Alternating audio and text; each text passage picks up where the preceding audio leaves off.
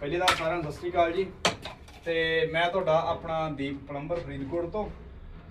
ਤੇ ਆਪਣਾ ਕੰਮ ਚੱਲ ਰਿਹਾ ਹੈ ਨਿਊ ਹਰਿੰਦਰਾ ਨਗਰ ਦੇ ਵਿੱਚ। ਤੇ ਆਪਾਂ ਫਿਟਿੰਗ ਕਰ ਰਹੇ ਹਾਂ ਇੱਥੇ ਸੁਪਰੀਮ ਦੀ CPVC ਦੀ।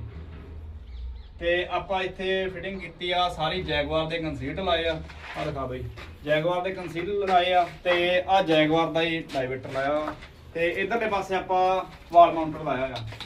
ਤੇ ਇਹ ਆਪਾਂ ਸਾਰੇ ਹੁਣ ਪੁਆਇੰਟ ਲੈਵਲ 'ਚ ਕਰਤੇ ਆ, ਕੱਚੇ ਕਰਤੇ ਆ ਤੇ ਵਾਲ ਮਾਊਂਟਰ ਰਹਿ ਗਿਆ ਕਰਨ ਵਾਲਾ, ਇਹ ਕਰ ਰਹੇ ਆ ਆਪਾਂ। ਤੇ ਇਸ ਤੋਂ ਬਾਅਦ ਆਪਾਂ ਸਾਰਾ ਕੰਮ ਫਾਈਨਲ ਕਰਕੇ ਨੈਕਸਟ ਵੀਡੀਓ ਪਾਉਨੇ ਆ। ਓਕੇ, ਧੰਨਵਾਦ।